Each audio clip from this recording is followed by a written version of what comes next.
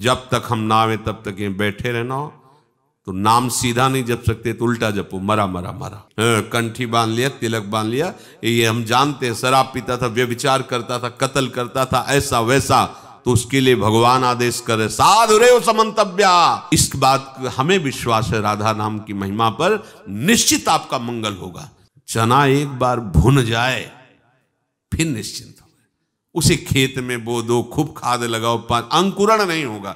एक बार तो भुनने दो इसे, एक बार तो आग में जलने दो इसे, एक बार तो वासनाएं भस्म होने दो। शुरुआत में ही तुम वही सिद्धावस्था धारण कर लोगे तो कैसे बात बनेगी। जो पापों का त्याग करके साधना में लग गए हैं उनका तो कहना ही क्या है, पर जिसने बहुत पाप किए हैं और पूर्वाभ्यास है पाप करने का, अब उसके उद्धार का क्या उपाय हो सकता है।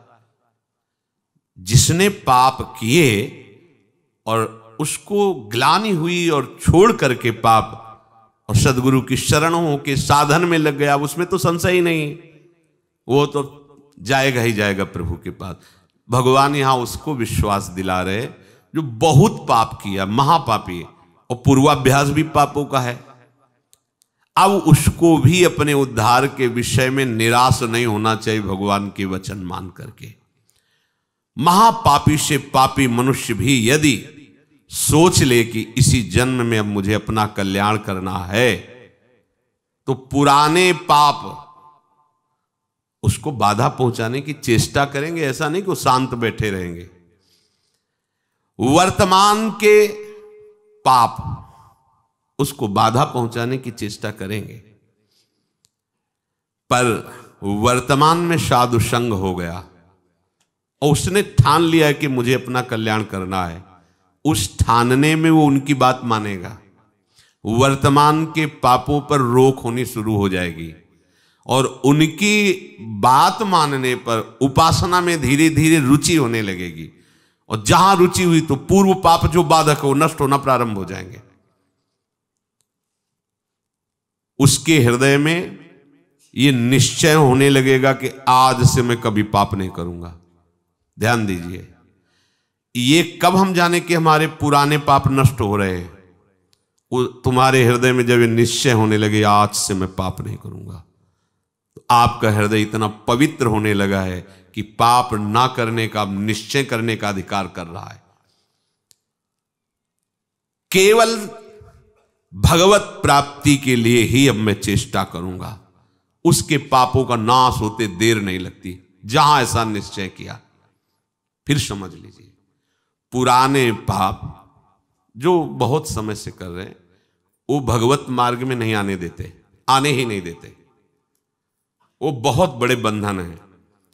कहीं भगवत कृपा से साधु समागम के शब्द पड़े और ये लगा कि मैं तो महान पाप करने वाला नीच हूं, मेरा कल्याण कैसे होगा। देखो वचनों का प्रभाव, सत्संग सुनने से मेरा कल्याण कैसे होगा, ये बात आ गई। अच्छा, कल्याण तो साधु महात्माओं के संग से, सत्संग से होता है, पर मेरा अभ्यास वर्तमान में पाप करने का कैसे बनेगा। उनके समीप गया, अपने कल्याण के लिए जो चेष्टा करनी चाहिए वो संत महात्मा बताने लगे। उनके शासन में ध्यान रखना है। यदि आप जैसे वाल्मीकि जी ब्रह्म के समान हो गए तो उन्होंने संत का शासन स्वीकार कर लिया। जब तक हम ना आवे तब तक ये बैठे रहना हो, तो नाम सीधा नहीं जप सकते तो उल्टा जपो, मरा मरा मरा। संत का शासन संपूर्ण दुर्वासना और पाप का नाश करने के लिए होता है। जहां वो संत का शासन स्वीकार किया तो हृदय में बात आने लगती है, अब लो नशानी, अब ना नशा, बहुत पाप किया, अब नहीं करूंगा, हो गया। ये जब आने लगे तो जान लो पूर्व जो पाप बाधक थे वो नष्ट हो गए। तभी ये बात, जो पे दुष्ट हृदय सोई हुई, मोरे सन्मुख आओ की सोई। अब जे ही उसने ये जीवन में निश्चय किया आप केवल भगवत प्राप्ति, तो उसके सारे पाप नष्ट होने में देर नहीं लगती। अब उसे जैसे कोई पूर्व वाला देखे, कंठी बांध लिया, तिलक बांध लिया, ये हम जानते हैं, शराब पीता था, व्यभिचार करता था, कत्ल करता था, ऐसा वैसा, तो उसके लिए भगवान आदेश करे साधुरेव समंतव्या, सम्यक व्यवसिता, ऐसा आप उसे साधु मानो क्योंकि मेरी शरण में हो गया है। मैं कहता हूं अपिचेत सुदुराचारो भजते माम मनन्य भाग साधुरेव शमंतव्या सम्यक। कल था आज मेरा हो गया है। अब इसे आदेश करते भगवान साधुरेव शमंतव्या, तुम इसे साधु ही मानो क्योंकि मैं करूंगा इसे साधु। करो सद्यते ही, उसी के आगे श्लोक क्षिप्रम भवति धर्मात्मा, बहुत जल्दी मैं उसे धर्मात्मा महात्मा बनाऊंगा। जब बनाने वाले कह रहे मैं बनाऊंगा तो आप फिर अपने को मानने में क्या है। ऐसे उसके पाप नष्ट हो जाते हैं जैसे 100 वर्ष से घना अंधेरा छाया हो और आप प्रकाश प्रकट करें तो 100 वर्ष में ही क्या हो, अंधेरा नष्ट होगा क्या ना, 1 मिनट में खत्म हो जाए। वो प्रकाश जो ही जला अंधेरा खत्म। ऐसे ही पाप नष्ट होता है। बोले बहुत पुराना पापी है और ऐसे ही खत्म हो गए। ऐसे खत्म होता है शरणागत का पाप जैसे 100 वर्ष से साल में अंधेरा है, एक बल्ब जला 1 सेकंड में प्रकाश हो, खत्म अंधेरा 100 वर्ष का। अब उसके लिए यह सिद्धांत नहीं कि 100 वर्ष आप प्रकाश करो तब अंधेरा खत्म, नहीं, ऐसे एक क्षण में पाप सारे के सारे भस्म शरण ने स्वीकार कर लिया। शरण ने हम तो आम सर्व पापेभ्यो मोक्षयिष्यामि मा शुचा, मैं पवित्र करूंगा। कितने घंटे में, 1 सेकंड में, जा खत्म। जैसे प्रकाश हुआ 100 वर्ष का अंधकार नष्ट, ऐसे अनंत जन्मों के पाप सन्मुख होए जीव मोय जमहि जन्म कोट यघ नासों। विश्वास करो इस बात। चेत प्रभु कह रहे प्रायः ऐसे पापरत मनुष्यों को ये चेतना नहीं होती कि मैं भगवत प्राप्ति करूं, संत समागम या नाम जप नाम कीर्तन, चेतना नहीं होती इनकी। ये चेतना लुप्त रहती है। ऐसा नहीं कि उनमें सामर्थ्य नहीं, पर वो लुप्त। पापवंत कर सहज स्वभाव भजन मूर्ति भावन का, उसके अंदर भाव ही नहीं आएगा भजन आदि का। तो चेत ऐसे जो पापात्मा जन होते हैं, पहली बात उनके अंदर सत्संग में जाना या भजन आदि इसकी रुचि ही नहीं हो। अगर कहीं भगवत कृपा से या किसी, अब जैसे उनके अंदर ये रहते है, उनकी पत्नी भगवत चरणारविंद की महाप्रभु की शरणागत है, आश्रित है, तो कैसा कृपा बन रहा है। वो जरूर बोलती उस समय फिर मंजीरा लेकर राधा नाम का, ये तो बढ़िया है, राधा नाम कीर्तन कर। यद्यपि ऐसा नहीं करना चाहिए, ऐसे दुर्व्यसन नहीं कर, पर दुर्व्यसन नहीं छोड़ सकते और राधा नाम स्वीकार कर लिया तो इस बात हमें विश्वास है राधा नाम की महिमा पर निश्चित आपका मंगल होगा। निश्चित आप इसी जन्म में ऐसी घृणा करेंगे कि देख लेना, निश्चित ये नाम और ये भगवत प्रीति, ये भगवत प्रीति है। मैं नीच हूं, मैं पामर हूं, अधम हूं, पर प्रभु आपका नाम, आपका गुण कीर्तन, आपकी महिमा, छुट्टी 84 भ्रमंते निर्खय जुगल किशोर, ये हम सत्य मानेंगे।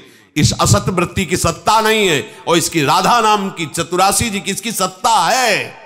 इस असत वृत्ति की सत्ता नहीं है। ना सतो विद्यते भाव, ना भाव विद्यते सता। ये सत वृत्ति तुम्हारा परम मंगल कर देगी। अब जो दिखाओगे वही देखेंगे, जो सुनाओगे वही सुनेंगे, जैसे रखोगे वैसे। अभी मुक्त, अभी इसी क्षण मुक्त। बिगड़ी जन्म अनेक की, अब ही सुधरे। आज समझ में आती है बात, अब ही सुधरे। हम कर्म करके चाहते हैं मोक्ष पद, कर्म से मोक्ष पद नहीं होता, कर्म त्याग से मोक्ष पद होता है। कर्म का कर्ता भाव त्याग, कर्म का फल त्याग, जो बचा वो आपका स्वरूप होगा। शरीर संबंध, शरीर की क्रियाओं से संबंध, शरीर के भोगों से संबंध, शरीर संबंधियों से संबंध का त्याग तो बचा वो परमात्मा स्वरूप। अभी मुक्त हो गए। अभी सारी साधना इसी बात की है। जब कोई भगवत आश्रित होता है और भगवत बोध होता है तो जन्म जन्म के संचित कर्म स्वतः नष्ट हो जाते हैं भगवत कृपा से। संचित कर्म मानो एक कमरे में बहुत वर्षों से अंधकार जमा है, एक टिमटिमाता हुआ भी दीपक लेके जाओ तो अंधकार खत्म, उतना प्रकाश हो जाएगा। समझो, देखो तो बहुत जन्मों के पापी कैसे पवित्र होंगे, बहुत समय लगेगा। अब बिगड़ी जन्म अनेक किया बही, ए खत्म अंधकार। मन वचन कर्म से अधीनता प्रभु की, सदगुरुदेव की बात बन गई। लेकिन ये अहंकार देवता ऐसे थोड़ी अधीन होते हैं। जब तक ठोकर पर ठोकर नहीं खाते, या तो स्वयं प्रभु पधारे और मर्दन करें इस अहंकार का। जैसे कालिया नाग था ना, जो फण उठाता अपने श्री चरणों की, ऐसे प्रहार करते श्री चरणों की, चोट पहुंचाते, खून उगलता हुआ शरणागत हो गया, त्राहि माम रक्षा करो। हाँ ठीक है, ऐसे इस अहंकार रूपी जो सर्प के फण हैं, इनको हरि गुरु कुचल दें तो बात समझ। और कुचलना ऐसे, जहां प्रभु फुंकार मारता, वो तो प्रभु ही कर सकते नहीं, उसके फुंकार में सब भस्म हो जाते। काली देह में जब प्रभु कूदे तो ऐसे थोड़ी हो कि त्राहि माम शरणागत आओ श्री कृष्ण, ऐसे नहीं, लपेट करके पहले उसने अपना पूरा प्रयास किया। तो अहंकार लपेट करके पहले पूरा प्रयास करेगा किसका? जो अहंकार नष्ट करने के लिए सोचेगा, चाहे हरि हो चाहे गुरु हो, अहंकार पूरा विरोध करेगा पहले। यहां आए काहे के लिए? वृंदावन काहे के लिए आए हो? जीवन को आबाद करने के लिए। यही जीवन आबाद, हमारे माई श्यामाजू को राज। जीवन तो बर्बाद इधर होता है, एक एक श्वास विषयों में व्यर्थ जा रही, उसे बर्बाद कहते हैं। ये तो सत्संग है, राधा नाम कीर्तन है, यश है प्रिया प्रीतम का, और कुछ नहीं है तो व्यास भरोसे कुंवर के सोवत पांव पसार। लाडली जी के भरोसे सो रहे हैं, उनका उच्छिष्ट पाके उनके लिए जीवन व्यतीत कर रहे हैं, हो गया। जो अनुकूलता प्रतिकूलता परिस्थिति, शरीर के सुख दुख, शरीर के संबंधियों का व्यवहार अपने चित्त पर रखता, वो कैसे परमार्थ का पथिक बनेगा? ध्यान दीजिए, अनुकूलता प्रतिकूलता का प्रभाव, शरीर के संबंधियों का प्रभाव, वो असंतुष्ट हैं थोड़ा, इसलिए किस किस को हम संतुष्ट करेंगे? भगवत मार्ग में चले हैं, आप अगर सपोर्ट कर सकते तो हमारे हो, नहीं हम जानते भी नहीं कि तुम हमारे कौन हो। जाके प्रिय राम वैदे ही तजिए ताहि कोटि बैरी सम जद्य परम सनेही, परम सनेही। सबका मंगल हुआ। तजो पिता प्रहलाद विभीषण बंधु भरत महतारी, गुरुबल तजो कंत ब्रज बनितन भे मुद मंगलकारी। ऐसा नहीं कि आप परमार्थ के पथिक होकर किसी की प्रसन्नता के लिए आप परमार्थ को छोड़ें। प्रियालाल की आसक्ति को जो आप स्वीकार करने के लिए बढ़े, उनके नहीं, आप किसी का नहीं। अगर आप हमारे स्नेह संबंधी हो तो मेरे प्राण प्रीतम से मिलने का सहयोग कीजिए, अगर नहीं तो तजिए ताहि कोटि बैरिशम जद्य परम सने। इस मार्ग के पथिक में गुंजाइश नहीं होती, किसी के आंसुओं पर किसी की धमकी पर ये मार्ग नहीं रुकता। ये मार्ग केवल हृदय की उत्साह संपन्न वृत्ति से भगवत मार्ग को स्वीकार किया जाता है। अब जो होगा देखा जाएगा। तो ये मार्ग अपने जो आराध्य देव का बल प्राप्त हुआ उसके बल से चला जाए। आप लोगों को तो उपदेश मिल रहा है, सुविधा मिल रही, सपोर्ट मिल रहा है, कोई सपोर्ट नहीं। 13 वर्ष की अवस्था, कोई बस वही एक भगवान का बल, उन्हीं का निश्चय, हर जगह सावधान। नई अवस्था थी, कहीं कहीं कोई फंसाव नहीं, सीधे निकल। फिर गंगा की धारा जैसे प्रवाहित होती है, ऐसे जीवन की धारा उन्हीं के चरणों में। अब वृंदावन आ गए। प्रतिकूलता, तिरस्कार, अपमान, क्लेश, ये जीवन का हमारा लक्ष्य है। यही हमारे लक्ष्य की पूर्ति कराएगा। कल इन लोगों से बता रहे थे, देखो अभी सर्दी नहीं आई, श्री जी ने आप सबकी व्यवस्थाएं कर दी। हम अपनी आपको बताते हैं, कभी कभी जब ज्यादा सर्दी होती तो पास के आश्रमों में जाते तो देखते थे सब अपने अपने कंबल लिए ओढ़े, कोई पूछता भी नहीं था कि पता नहीं कंबल उड़ा दे रात में लेके भाग जाए तो। ऐसी कांपते हुए शरीर ठंडी करती। फिर निश्चय किया ओढ़ना ही नहीं, हमें आश्रय ही नहीं लेना इसका। और भगवत कृपा से कभी जुखाम या बुखार भी नहीं आया। भीषण सर्दी ऐसे सहते हुए आपके अंदर सब सामर्थ्य है। रहीमन बहु भेषज करत ब्याध न छाणत साथ, खग मृग बसत अरोग बन हरि अनाथ के। दवाइयां खा के व्यवस्था करके भी कभी जुखाम नहीं, 10वें वर्ष कभी जुखाम नहीं हुआ। भीषण सर्दी गर्मी बरसात हर ऋतु को वो शरीर सामर्थ्यशाली हो, भगवान वैसी कृपा करते हैं। ये परमार्थ के पथिक की ये बातें हमारी समझ में नहीं आती। अन्य आश्रय व्यवस्था का गुलाम, ये समझ में नहीं आता। तुम भगवत प्राप्ति के लिए निकले हो, संबंध जीव के ते बनाए हुए हो। न शरीर से संबंध विच्छेद, न भोगों से संबंध विच्छेद, न परिवार से संबंध विच्छेद। चना एक बार भुन जाए फिर निश्चिंत हो गए। उसे खेत में बो दो, खूब खाद लगाओ, अंकुरण नहीं होगा। एक बार तो भुनने दो इसे, एक बार तो आग में जलने दो इसे, एक बार तो वासनाएं भस्म होने दो। शुरुआत में ही तुम वही सिद्धावस्था धारण कर लोगे तो कैसे बात बनेगी? अनुकूल प्रतिकूल परिस्थिति साधक को सुखी दुखी नहीं करती। जो भगवत मार्ग का पथिक होता है, एकमात्र उसका लक्ष्य होता है भगवत प्राप्ति। तो ऐसे उपासक के संचित प्रारब्ध क्रिमाण ये सब भस्म हो जाते हैं, कर्मों से उसका कोई संबंध नहीं रह जाता, वो जीते जी जीवन मुक्त हो जाता है।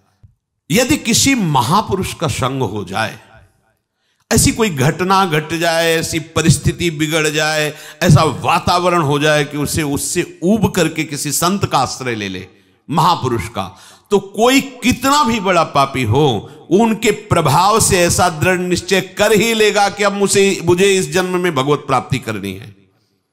वो संपूर्ण पापों से भली भांति तर जाएगा। सर्वम ज्ञान प्लवेनैव व्रजिनम संतरिष्यति। प्रकृति के कार्य शरीर और संसार के संबंध से ही पाप होते हैं। जितने पाप होते हैं वो देहाभिमान जब होता है, और देहाभिमान में इंद्रियजन्य सुखों की भोग लालसा ही पाप कराती है। और जब संत संग होता है तो संत संग का प्रभाव होता है सर्व संबंध विच्छेद। ध्यान दीजिए, आप सरिस चाहे सबकी ना, संतों का स्वभाव और प्रभाव आप सरिस जैसे वो हैं वैसे बनाना चाहते हैं, या आप सरिस चाहे आपको भगवत स्वरूप बनाना चाहते हैं। संतों के संग का प्रभाव सर्व संग पहो हिमाम,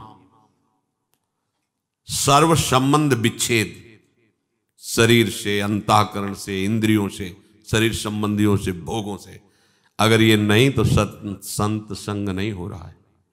संबंध विच्छेद, संबंध पुष्टता ये अविद्या का संग है, संबंध विच्छेद यही ज्ञान है, यही अज्ञान के नाश का स्वरूप है। ये अहमता ममता एकमात्र प्रियालाल के चरणों में समर्पित, कोई संबंध नहीं। ध्यान देते हो इस बात पर?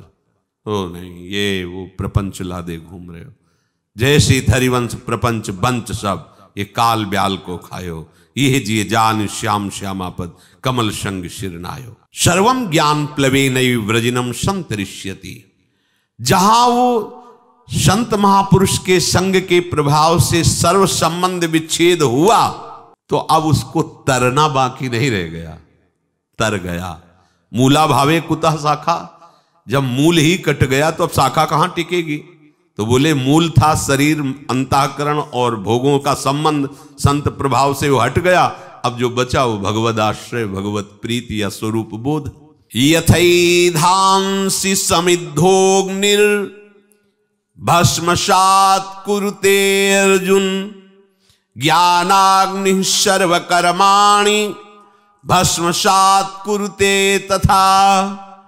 हे अर्जुन, जैसे प्रज्वलित अग्नि ईंधनों को सर्वथा भस्म कर देती है, ऐसे ही जब संत संग से ज्ञान प्रकट होता है तो संपूर्ण कर्मों को सर्वथा के लिए भस्म कर देती है। ये बात भगवान के वचन। यथैधांसि समिद्धोग्निर्भस्मसात् कुरुते अर्जुन। पीछे के श्लोक में भगवान ने बताया कि जब कोई संत महापुरुषों का आश्रय लेकर के उनके द्वारा बताए हुए मार्ग पर चलता है तो कितना भी बड़ा पापी हो, मार्ग में चलने का तात्पर्य नौका पे बैठना, वो ज्ञान रूपी नौका से पाप रूपी संसार रूपी समुद्र से तर जाता है।